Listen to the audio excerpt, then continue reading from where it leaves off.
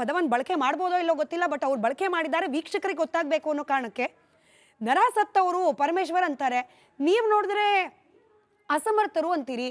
ಅಂದ್ರೆ ಈಗ ಧರ್ಮಸ್ಥಳದ ಪರವಾಗಿ ಯಾರು ಮಾತನಾಡ್ತಾರೋ ಅಥವಾ ಧರ್ಮಾಧಿಕಾರಿಗಳ ಪರವಾಗಿ ಇದ್ದಾರೆ ಅನ್ನೋ ಅನುಮಾನ ಬರುತ್ತೋ ಅವ್ರ ಮೇಲೆ ಬೇಕಾಬಿಟ್ಟಿ ಬಾಯಿಗೆ ಬಂದದ ಪದ ಪ್ರಯೋಗ ಮಾಡ್ಬೋದು ಅನ್ನೋ ರೀತಿಯಲ್ಲಿ ಏನಾದರೂ ಇದೆಯಾ ವ್ಯವಸ್ಥೆ?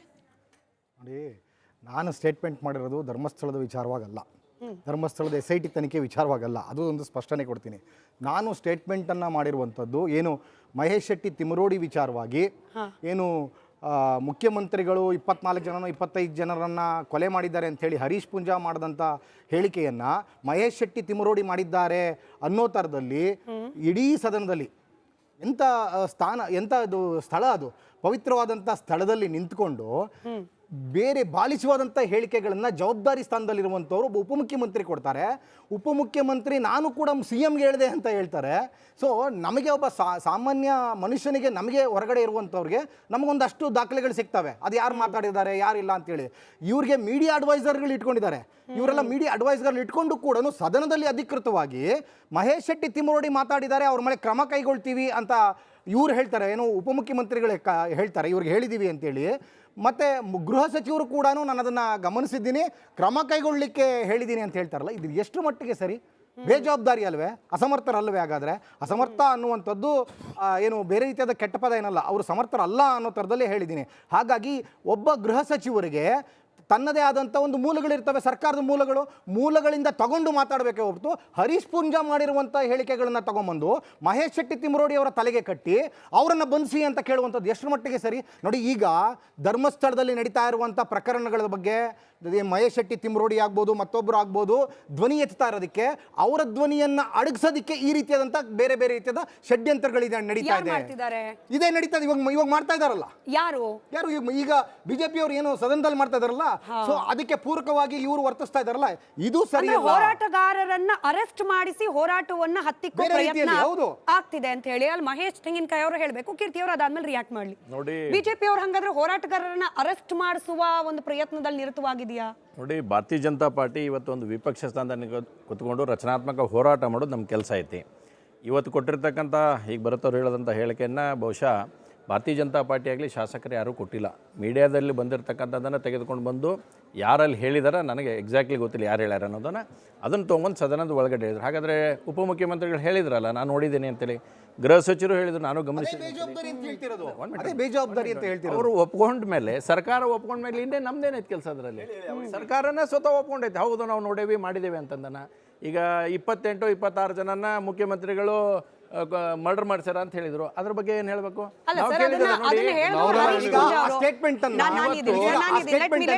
BJP ಶಾಸಕ ಕೊಟ್ಟಿದ್ದಾರೆ, ಅವರನ್ನ ಬಂಧಿಸಿ ಅಂತ ಒತ್ತಾಯ ಮಾಡ್ತೀರಾ ನೀವು? ಒಂದು ಬಹಳ ಸ್ಪಷ್ಟ ಆಗೈತೀನಿ, ಬಿಜೆಪಿ ಶಾಸಕರು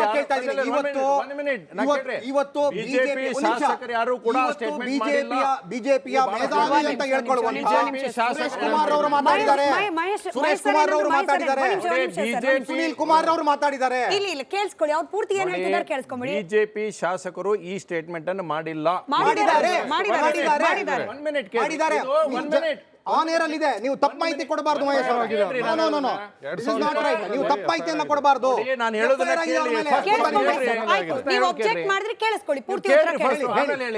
ಇದನ್ನ ಯಾರೋ ಹೊರಗಡೆ ಹೇಳಿದ್ದನ್ನ ತೊಗೊಂಬಂದು ಹಿಂಗ್ ಹೇಳಿದಾರ, ಆ ಕಾರಣಕ್ಕಾಗಿ ಈ ರೀತಿಯಾದಂತ ಸ್ಟೇಟ್ಮೆಂಟ್ ಬಂದಿತ್ತು, ಇದು ಕ್ಲಾರಿಫಿಕೇಶನ್ ಕೂಡ ಅಂತ ಹೇಳಿದಾರ.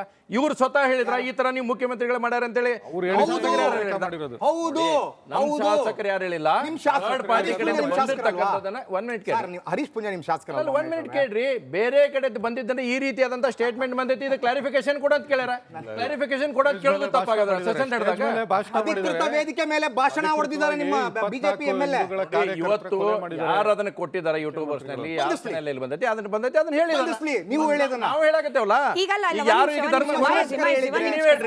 ಈಗ ಇಷ್ಟು ಧರ್ಮಸ್ಥಳದ ಬಗ್ಗೆ ಇಷ್ಟು ಅಪಪ್ರಚಾರ ಮಾಡತ್ತಾರಲ್ಲ, ಅವ್ರ ಬಗ್ಗೆ ಏನ್ ಮಾಡ್ಬೇಕಂತ ಅವ್ರ ಬಗ್ಗೆ ಸ್ಪಷ್ಟೀಕರಣ ಮಹೇಶ್ ಶೆಟ್ಟಿ ತಿಮರೋಡಿ ಇಷ್ಟು ದೊಡ್ಡ ಧರ್ಮಸ್ಥಳ, ಇಡೀ ದೇಶ ಒಪ್ಪಿಕೊಂಡ ಧರ್ಮಸ್ಥಳ ಐತಿ, ಅದ್ರ ಬಗ್ಗೆ ಕ್ಲಾರಿಫಿಕೇಶನ್ ಇಲ್ಲ ನಿಮ್ ಕಡೆ. ಮಹೇಶ್ ಶೆಟ್ಟಿ ತಿಮರೋಡಿ ಅವರ ಸ್ವಂತ ಮಾತಾಗಿದ್ರೆ ಅವರನ್ನ ಬಂಧಿಸಿ, ಹರೀಶ್ ಪೂಂಜಾರ್ ಅವರ ಸ್ವಂತ ಮಾತಾಗಿದ್ರೆ ಅವರನ್ನ ಬಂಧಿಸಿ, ಅದಕ್ಕೆ ಸಮರ್ಥನೆ ಮಾಡಿ. ಅದಕ್ಕೆ ಸರಿ ಅಂತ ನಾನು ನೀವು ಸ್ಪಷ್ಟ ಹೇಳಾಕತ್ತೀನಿ, ಇದು ಹರೀಶ್ ಪೂಂಜಾ ಅವರು ಡೈರೆಕ್ಟ್ ಹೇಳಿರ್ತಕ್ಕಂಥದ್ದಲ್ಲ. Direct ಹೇಳಿದ್ದಾರೆ. ಡೈರೆಕ್ಟ್ ಇಲ್ಲ, ಇಲ್ಲ, ಇಲ್ಲ, ಆಯ್ತು. ಬಹುಶಃ ಮಾಹಿತಿ ವಿಡಿಯೋ- ಕೊಡ್ತಾ ಇದೆ. ನೀವು ಬಹುಶಃ ಶಾಸಕರು ವಿಡಿಯೋ- ಇಷ್ಟು ಡೈರೆಕ್ಟ್ ತಿಳ್ಕೊಂಡಿಲ್ಲ. ಹೇಳಿದ್ದಲ್ಲ. ಹರೀಶ್ ಹರೀಶ್ ಅವರೇ, ಹೇಳಿದ್ದಲ್ಲ, ಬಹಳ ಸ್ಪಷ್ಟ ಹರೀಶ್ ಹೇಳಿದ್ದಾರೆ. ಶಾಸಕರು, ನೀವು ಹರೀಶ್ ಅವರೇ, ಶಾಸಕರಾಗಿ ಹರೀಶ್ ಜವಾಬ್ದಾರಿ ಅವರೇ, ತಗೊಳ್ಳೋದಾದ್ರೆ ಹರೀಶ್ ಹರೀಶ್ ಅವರೇ, ಪೂಂಜಾ ಒಂದ್ ನಿಮಿಷ ಹೇಳಿದ್ದಲ್ಲ. ಇಲ್ಲ. ನಾನು ಹೇಳ್ತೀನಿ, ಮಹೇಶ್ ತೆಂಗಿನಕಾಯಿ ಅವರೇ, ಹರೀಶ್ ಪೂಂಜಾ ಅವರು ತುಳು ಭಾಷೆಯಲ್ಲಿ ಮಾಡಿದ ಭಾಷಣದ ಕ್ಲಿಪ್ಪಿಂಗ್ ಕೂಡ ಈಗ ವೈರಲ್ ಆಗ್ತಾ ಇದೆ. ತಮ್ಮ ವಿರುದ್ಧವಾಗಿ ಕಾಂಗ್ರೆಸ್ ಪರವಾಗಿ ಪ್ರಚಾರ ಮಾಡಿದವರನ್ನ ಉದ್ದೇಶಿಸಿ ಮಾತನಾಡುವಾಗ ಸಿದ್ದರಾಮಯ್ಯನವರ ಪರವಾಗಿ ನೀವು ಓಟ್ ಕೇಳ್ತಿದ್ದೀರಲ್ಲ, ಸಿದ್ದರಾಮಯ್ಯನವ್ರು ನೆನಪಿಲ್ವಾ? 24 ಮಂದಿ ಹಿಂದೂ ಕಾರ್ಯಕರ್ತರನ್ನ ಕೊಂದ ಇತಿಹಾಸ ಸಿದ್ದರಾಮಯ್ಯನವ್ರಿಗೆ ಅಂಟುಕೊಂಡಿದೆ ಅನ್ನೋ ಅರ್ಥದ ಮಾತನ್ನ ಹರೀಶ್ ಪೂಂಜಾ ಅವರೇ ಆಡಿರೋ ಮಾತುಗಳು ಇದೀಗ ವೈರಲ್ ಆಗ್ತಾ ಇದೆ. ಅದು ಮ್ಯಾಟರ್ ನಂಬರ್ 1. ಎರಡನೇದು, ಇದಕ್ಕೆ ಪ್ಯಾರಲಲ್ ಆಗಿ ನಾನು ಪ್ರಶ್ನೆ ಕೇಳ್ತೀನಿ. ವಿಷಯವನ್ನ ಕಂಪ್ಲೀಟ್ ಆಗಿ ತಿಳ್ಕೊಳ್ದೆ ಬಿಜೆಪಿಗರು ಹೋರಾಟಗಾರರನ್ನ ಅರೆಸ್ಟ್ ಮಾಡಿಸುವ ದಾವಂತಕ್ಕೆ ಬಿದ್ಬಿಡ್ತಾ ಇವತ್ತು ಅಂತ ಹೇಳಿ. ನೋಡಿ, ಒಂದೈತಿ, ನಾವು ಯಾರು ಕೂಡ ಇವತ್ತು ಸೆಷನ್ ನಡೆದಂಥ ಸಂದರ್ಭದಲ್ಲಿ ಭಾರತೀಯ ಜನತಾ ಪಾರ್ಟಿ ಆಗಲಿ ನಮ್ಮ ಯಾರ ನಾಯಕರಾಗಲಿ ಕೂಡ ಯಾರನ್ನೂ ಕೂಡ ಬಂಧಿಸ್ರಿ ಅಂತ ಹೇಳುವಂಥದ್ದನ್ನು ಹೇಳಿಲ್ಲ. ನಿಮ್ಮ ತನಿಖೆಯನ್ನ ಬಹಳ ಸ್ಪಷ್ಟವಾಗಿ ಮಾಡ್ರಿ.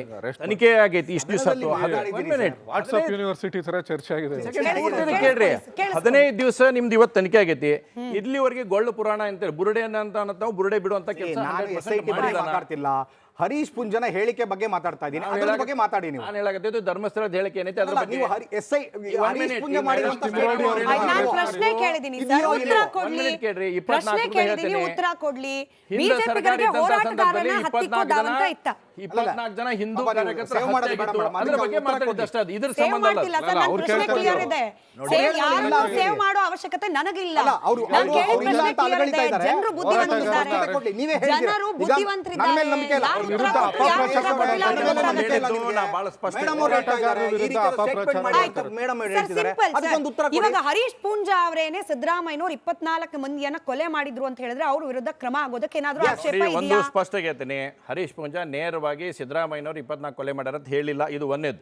ಎರಡನೇದು, ಹಿಂದೆ ಅವ್ರ ಸರ್ಕಾರ ಇದ್ದಂತ ಸಂದರ್ಭದಲ್ಲಿ 24-25 ಜನ ಹಿಂದೂ ಕಾರ್ಯಕರ್ತರ ಹತ್ಯೆ ಆಗಿತ್ತು, ಅದನ್ನು ಉಲ್ಲೇಖ ಮಾಡಿರ್ತಾರೆ ಅಷ್ಟೇ. ಅದಕ್ಕೆ ಇನ್ನೇನು ಇಲ್ಲ. ಕೀರ್ತಿ ಅವ್ರ ಅನುಮಾನ, ಈ SIT ಮಧ್ಯಂತರ ವರದಿ ಬರಬೇಕು ಅನ್ನೋ ಅನುಮಾನಕ್ಕೆ ಕಾರಣವಾಗ್ತಿರೋದು ಏನಿರಬಹುದು? ಇವತ್ತು ಭರತ್ ಶೆಟ್ಟಿ ಅವರು ಉಲ್ಲೇಖ ಮಾಡಿ ಹೇಳ್ತಾರೆ, ಕೇರಳ ಅಸೆಂಬ್ಲಿಲಿ ರೆಸಲ್ಯೂಷನ್ ಪಾಸ್ ಆಗೋ ಲೆವೆಲಲ್ಲಿ, ಅಲ್ ಜಜೀರಾ ಹಾಗೆ ಪಾಕಿಸ್ತಾನದವ್ರು ಮಾತನಾಡೋ ಲೆವೆಲಲ್ಲಿ, ಇದೆಲ್ಲ ಕೇವಲ ಇಲ್ಲಿನ ಒಂದು ಧಾರ್ಮಿಕ ಶ್ರದ್ಧಾ ಕೇಂದ್ರದ ಊರಿನಲ್ಲಿ ನಡೆದಿರ್ತಕ್ಕಂಥ ಕೊಲೆ ಅತ್ಯಾಚಾರ ಅಷ್ಟೇ. ಅದಕ್ಕೆ ನ್ಯಾಯ ಒದಗಿಸುವ ಪ್ರಯತ್ನ ಅಷ್ಟೇ ಆಗಿದ್ದಿದ್ರೆ ಈ ಮಟ್ಟದಲ್ಲಿ ಚರ್ಚೆ ಯಾಕಾಗಬೇಕಿತ್ತು ಅನ್ನೋ ಪ್ರಶ್ನೆ ಕೇಳ್ತಾರೆ. ಬಹುಶಃ ಇದೇ ಪ್ರಶ್ನೆ ಹಿಂದಿರುವ ಉದ್ದೇಶನೇನ ಮಧ್ಯಂತರ ವರದಿಗೆ ಆಗ್ರಹ ಕೇಳಿಕ ಬರ್ತಿರೋದು. ಅವಾಗಲೇ ಡಿಸ್ಕಸ್ ಮಾಡ್ತಿದ್ರು ಬೇರೆ ಬೇರೆ ಜಾರಕಿಹೊಳಿ ಅವ್ರ ಇಶ್ಯೂನ, ಇನ್ನೊಂದು ಇಶ್ಯೂನ ಹೇಳ್ಬಿಟ್ಟು ಅಲ್ಲಿ ಯಾಕೆ ಕೇಳಲಿಲ್ಲ ಮಧ್ಯಂತರ ವರದಿ ಅಂತ. ಅಲ್ಲಿ ಡೈಲಿ ಡ್ರಾಮಾ ನಡೀತಾ ಇರಲಿಲ್ಲ. ಡೈಲಿ ಡ್ರಾಮಾ ನಡೀತಾ ಇರಲಿಲ್ಲ. ಬೆಳಗ್ಗೆ ಕರ್ಕೊಂಡು 150 ದಿವಸ ನಡೀತಾ ಇದೆ. ಡ್ರಾಮಾ ಅಲ್ಲ ಅದು. ಡ್ರಾಮಾ ಅಲ್ಲ ಇದು, ಜವಾಬ್ದಾರಿ ಮಾತಾಡ್ರಿ. ಇನ್ವೆಸ್ಟಿಗೇಷನ್ ನಡೀತಾ ಇದೆ. ಡ್ರಾಮಾ ನೀವು ಮಾಡೋ ಡ್ರಾಮಾ ಅಲ್ವಾ? ಏನ್ ಸಿಕ್ತಿಲ್ಲಿ ತನಕ ನೀವೇ ಮಾಡ್ತೀರಾ ಡ್ರಾಮಾ? ಸ್ಟೇಟ್ಮೆಂಟ್ ಕೊಟ್ಟಲ್ಲಪ್ಪ, ಪವಿತ್ರವಾದ ಡ್ರಾಮಾ ನೀವು ಮಾಡ್ತಾ ಇರೋದು. ಪವಿತ್ರವಾದ ಸ್ಟೇಟ್ಮೆಂಟ್ ಅವ್ರದಲ್ಲ. ಒಂದೇ ನಿಮಿಷ ಸರ್, ಆ ಡಿಸ್ಕಷನ್ ಆಗಿದ್ದು ನಮ್ಮ ವೇದಿಕೆಯಲ್ಲಿ ಆಗಿರೋದ್ರಿಂದ ನಾನು ಕ್ಲಾರಿಫೈ ಮಾಡ್ತೀನಿ. ಕೀರ್ತಿ ಅವರೇ ನಿಮ್ಗೆ ಅವಕಾಶ ಕೊಡ್ತೀನಿ. ಅವ್ರ ಸ್ಟೇಟ್ಮೆಂಟ್ ಕೀರ್ತಿ ಅವರ ಹೇಳಿಕೆ ಒಂದೇ ನಿಮಿಷ. ಕೀರ್ತಿ ಅವರೇ ತಾಳ್ಮೆ, ಮಾತಾಡ್ಬೇಡ. ಹರೀಶ್ ಅವರೇ ಹಾಗೆ ಕೀರ್ತಿ ಅವರೇ, ಲೆಟ್ ಮಿ ಕ್ಲಾರಿಫೈ. ಸೋಷಿಯಲ್ ಮೀಡಿಯಾದಲ್ಲೂ ಕೂಡ ವೈರಲ್ ಆಗ್ತಾ ಇದೆ. ಕೀರ್ತಿ ಅವರು ಈ ಡಿಬೇಟ್ ನಲ್ಲಿ ಉಲ್ಲೇಖ ಮಾಡಿದ್ದು ಮಹಾಬಲ ಶೆಟ್ಟಿ ಅವರ ರಿಪೋರ್ಟ್ ನ ಆಧಾರದ ಮೇಲೆ ತನಿಖಾಧಿಕಾರಿಗಳು ಕೊಟ್ಟಂತಹ ಹೇಳಿಕೆ, ಡಾಕ್ಟರ್ ರಶ್ಮಿ ಅವರು ಕೊಟ್ಟಂತಹ ರಿಪೋರ್ಟ್ ನ ಆಧಾರದ ಮೇಲೆ ತನಿಖಾಧಿಕಾರಿ ಹೋಗಿ ಸೌಜನ್ಯ ಅವರ ತಾಯಿ ಬಳಿಯಲ್ಲಿ ಹೇಳಿದ ಹೇಳಿಕೆ. ಅದು ಕೀರ್ತಿ ಅವರ ಸ್ಟೇಟ್ಮೆಂಟ್ ಅಲ್ಲ. ಸೌಜನ್ಯ ಪವಿತ್ರವಾಗಿ ಸತ್ಲು ಅನ್ನೋದು ಕೀರ್ತಿ ಸ್ಟೇಟ್ಮೆಂಟ್ ಅಲ್ಲ. He just quoted investigative officer statement. ಈಗ ಮುಂದುವರಿಸಿ ನೀವು. ಇಲ್ಲ, ನಾನು ಕೀರ್ತಿ ಅವರೇ ಮಾತಾಡಿದ್ದಾರೆ ಅಂತ ನಾನು ತಿಳ್ಕೊಂಡು ಅದನ್ನ ಪ್ರಶ್ನೆ ಮಾಡಿದ್ದೀನಿ. ಸರಿ. ಹಾಗೇನಾದ್ರೂ ಕೀರ್ತಿ ಮಾತಾಡ್ಲಿಲ್ಲ ಅಲ್ಲ, ಒಂದು ಕ್ಲಾರಿಟಿ ಕೊಟ್ರಲ್ಲ ನೀವು. ಕೀರ್ತಿ ಅವರು ಮಾತಾಡಿಲ್ಲ ಅಂದ್ರೆ ನನ್ ತಗರಾಲಿಲ್ಲ. ಅಂದ್ರೆ ಕೀರ್ತಿ ಅವರು ಮಾತಾಡಿದ್ದಾರೆ, ಬಾಯಿಗೆ ತುರ್ಕಿದ್ರು ಅನ್ನಲ್ಲ, ಸೇಮ್ ಅವ್ರು ಹೇಳಿದ್ದು ನನ್ನ ಬಾಯಿಗೆ ತುರ್ಕ್ತಾ ಇದೀರ ಅಷ್ಟೇ. ನಿಮ್ಮ ವಿಷಯಕ್ಕೆ ಅವ್ರಿಗೆ ಹಂಗಾಗಬಾರ್ದು. ಕೀರ್ತಿ ಅವರು ಮಾತಾಡಿಲ್ಲ ಅಂತಂದ್ರೆ ಡ್ರಾಮಾ ಅಂತ ನೀವು ಯಾಕೆ ಕರೆದ್ರಿ? SIT ತನಿಖೆ ಡ್ರಾಮಾ ಅಂತ ಕರಿತಿದ್ದೀರಾ? ತನಿಖೆನಲ್ಲ, ತನಿಖೆಯಲ್ಲಿ ಇಲ್ಲಿ ತನಕ ಆಗಿರೋದು ಆಯ್ತಪ್ಪ. ಅಲ್ಲೇನೋ ಆಗಿದೆ, ಅಲ್ಲೇನೋ ಡೆವಲಪ್ಮೆಂಟ್ ಆಗಿದೆ. ಆ ಡೆವಲಪ್ಮೆಂಟ್ ಎಲ್ಲ ಆಗಿದ್ದಿದ್ರೆ ಈಗ ಹೋಮ್ ಮಿನಿಸ್ಟರ್ ಡೈರೆಕ್ಟ್ ಆಗಿ ಹೇಳ್ತಾ ಇದ್ರು, ಇಲ್ಲ ರೀ ಇಷ್ಟು ಸಿಕ್ಕಿದೆ, ಇನ್ನೂ ಸಿಗೋ ಚಾನ್ಸಸ್ ಇದೆ, ವಿಲ್ ಮೂವ್ ಆನ್. ಹೆಂಗ್ ಹೇಳ್ತಾರೆ ಅವರಿಗೆ SIT ಅವ್ರು ಹೇಳ್ಬೇಕಲ್ಲ. ಇನ್ವೆಸ್ಟಿಗೇಷನ್ ಏನ್ ಹೇಳ್ಬೇಕು ನೀವೇ ಹೇಳಿ. ಅವನು ಇನ್ನೂ 50 ಪಾಯಿಂಟ್ ಟಿವಿನಲ್ಲಿ ಮಾತಾಡ್ತಾ ಇದಾರೆ ಅಂತ ಹೋಮ್ ಮಿನಿಸ್ಟರ್ ದೃಷ್ಟಿಕೋನದಲ್ಲಿ ಮಾಡ್ಬೇಕಾ ಅವ್ರ ದೃಷ್ಟಿಕೋನದಲ್ಲಿ ಮಾಡ್ಬೇಕಾ? ಅಲ್ಲಿಯ ತನಕ CRPC ITC ಪ್ರಕಾರ ಆಗ್ಬೇಕಾ? ಯಾರ ಧ್ವನಿಯೂ ವೀಕ್ಷಕರಿಗೆ ತಲುಪಲ್ಲ. ಸಪರೇಟರ್ ಇದೆಯಾ? ಇನ್ನೂ 50 ಪಾಯಿಂಟ್ ಆಗುತ್ತೆ ಅಂದ್ರೆ ಈಗ 20 ವರ್ಷದ ತನಿಖೆ ಆಗುತ್ತೆ. ನಾವೇ ಹೂ ಅಂತಿದೀವಲ್ಲ. ಮತ್ ಬಿಡಿ ಇನ್ನೇನ್ ತಕರಾರು? ಯಾಕೆ ಚರ್ಚೆ? ಈಗ ಬಿಜೆಪಿ ಅವರು ಸ್ವಾಗತ ಮಾಡ್ತೀವಿ ಅಂತ ಇಲ್ಲ, ಹೇಳ್ತಾರೆ. ಸೂರ್ಯಮುಕುಂದ್ ಅವರೇ ಡಿಬೇಟ್ ಅಲ್ಲಿ DKಶಿ ಅವ್ರ ಪ್ರಾಬ್ಲಮ್ ಆಯ್ತು. ಈ ಡಿಬೇಟ್ ಅಲ್ಲಿ ಹೋಮ್ ಮಿನಿಸ್ಟರ್ ಇಲ್ಲ ಅಂತ. ಆ ಪ್ರಾಬ್ಲಮ್ ಇಲ್ಲ. ಹೋಮ್ ಮಿನಿಸ್ಟರ್ ಇಲ್ಲ ಅಂತ. ನಾನು ಒಬ್ಬ ಜನಸಾಮಾನ್ಯರ ತಲೆಯಲ್ಲಿ ಬಂದಿರೋ ಪ್ರಶ್ನೆಯನ್ನ ಸೂರ್ಯಮುಕುಂದ್ ಅವರೇ ನಿಮಗೆ, ಅದಾದ್ಮೇಲೆ ಬೇಲೂರು ಗೋಪಾಲ್ ಕೃಷ್ಣ ಸರ್ಗೂ ಕೇಳ್ತೀನಿ. ಸೂರ್ಯಮುಕುಂದ್ ಅವರೇ, ಜನ ಕನ್ಸಕ್ ಶುರುವಾಗಿದೆಯಪ್ಪ, ಇನ್ನೆಷ್ಟು ಗುಂಡಿ ಬಗಿತಾರೆ? ಈಗ ಆಯ್ತು, ಹೆಚ್ಚು ಕಮ್ಮಿ ಗೃಹ ಸಚಿವರೇ ಹೇಳ್ದಂಗೆ 19ನೇ ತಾರೀಕು ಕಳೆದ ತಿಂಗಳು ಕೊಟ್ಟಿದ್ದು SITಗೆ 1 ತಿಂಗಳಾಗ್ತಾ ಬಂತು, ಕಂಡಿಡ್ದಿದ್ದೇನು? ಇನ್ ಎಷ್ಟು ದಿನ ಈ ಅನುಮಾನ, ಇನ್ನೆಷ್ಟು ದಿನ ಅಂತಾರಾಷ್ಟ್ರೀಯ ಮಟ್ಟದಲ್ಲಿ ಧಾರ್ಮಿಕ ಶ್ರದ್ಧಾ ಕೇಂದ್ರದ ಬಗ್ಗೆ ಅಪಪ್ರಚಾರ ಜನಸಾಮಾನ್ಯರಿಗನ್ಸಲ್ವಾ? SIT 1 ತಿಂಗಳು ತನಿಖೆಯನ್ನ ಮಾಡಿ ಕಂಡಿಡ್ದಿದ್ದೇನು? ಈ ಪ್ರಶ್ನೆಗೆ ಜನರಿಗೆ ಉತ್ತರ ಬೇಡವಾ ಸರ್? ಅಲ್ಲ, ಜನಕ್ಕೆ ಉತ್ತರ ಸಿಗುತ್ತೆ. ಈಗ ಅವ್ನು ಹೇಳಿರೋದೇನು 100 ಶವ ಊತಿಟ್ಟಿದ್ದೀನಿ ಅಂತ. ತೋಡಿರೋದೆಷ್ಟು 16 ಪಾಯಿಂಟ್. ಆಗ್ಲೇನೆ ನಿಮ್ಗೆ ಯಾಕೆ ಅನುಮಾನ ಶುರುವಾಗೈತೆ? ಏನೋ ಸಿಕ್ತಲ್ಲ, ಏನೋ ಸಿಕ್ತಲ್ಲ. ಇರಿ ಒಂದು ನಿಮಿಷ. ಅದಾದ್ಮೇಲೆ ನಿಮ್ಗೆ ಆರಂಭದಲ್ಲೇ ಹೇಳ್ದೆ, 20 ವರ್ಷಗಳಿಂದ ಆಗಿರುವಂತ ಕೊಲೆ, ಅತ್ಯಾಚಾರ, ನಾಪತ್ತೆ ಪ್ರಕರಣಗಳು, ಅಸ್ವಾಭಾವಿಕವಾದಂತ ಸಾವು, ಇದನ್ನು ಕೂಡ SIT ತನಿಖೆ ಮಾಡಬೇಕಾಗಿದೆ. ಇದರಲ್ಲಿ ಯಾಕೆ ಅಷ್ಟೊಂದು ಆತ್ರ ಅಂತ? ಕೀರ್ತಿಗೆ ಏನಕ್ಕೆ ಅಷ್ಟೊಂದು ಆತ್ರ? ಯಾಕೆ ಅಷ್ಟೊಂದು? ಯಾರಿಗೇನು ಕುತೂಹಲ ಇದೆ? ಅಲ್ಲ, ಜನ ಏನು ಕೇಳ್ತಾರೆ ಇಲ್ವಲ್ಲ? ಈಗ ಸೂರ್ಯಮುಕುಂದ್ ಅವರು ಇನ್ವೆಸ್ಟಿಗೇಷನ್ ಆಗ್ಬೇಕಾದ್ರೆ ನಾಳೆನೇ ಕೂಡ DNA ಅಲ್ಲ, ಒಂದು ನಿಮಿಷ DNA ಪರೀಕ್ಷೆ ಇದೆಯಲ್ಲ, DNA ಪರೀಕ್ಷೆ ಇದೆಯಲ್ಲ, ಇಲ್ಲ DNA ಪರೀಕ್ಷೆ ಇದೆಯಲ್ಲ, DNA ಪರೀಕ್ಷೆಗೆ ನಾಳೆನೇ ಇವ್ರಿಗೆ FSL ರಿಪೋರ್ಟ್ ಕೊಟ್ಬಿಡಲ್ಲ. ನಿಮ್ಗೆ 1 ವರ್ಷ ಬೇಕು. ಎಷ್ಟೋ ಮರ್ಡರ್ ಕೇಸ್ಗಳಲ್ಲಿ ಜನಸಾಮಾನ್ಯ ದೃಷ್ಟಿಯಿಂದ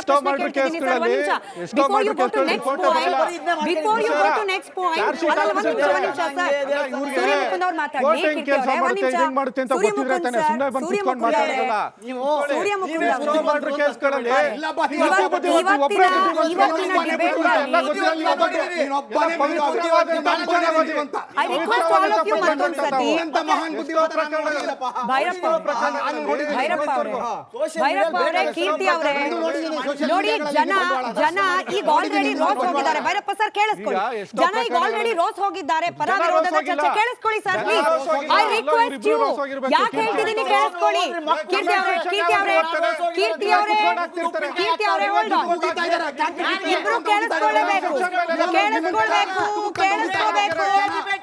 ಇಬ್ರು ಪರ್ಸನಲ್ ಮಾತಾಡ್ಬೇಕು ಅಂದ್ರೆ ಕೀರ್ತಿ ಹಾಗೆ ಭೈರಪ್ಪ ಅವರು, ಕೀರ್ತಿ ಹಾಗೆ ಭೈರಪ್ಪ ಅವರು ಇಬ್ರದ್ದು ಆಡಿಯೋ ಮ್ಯೂಟ್ ಮಾಡ್ಬೇಕಾಗುತ್ತೆ.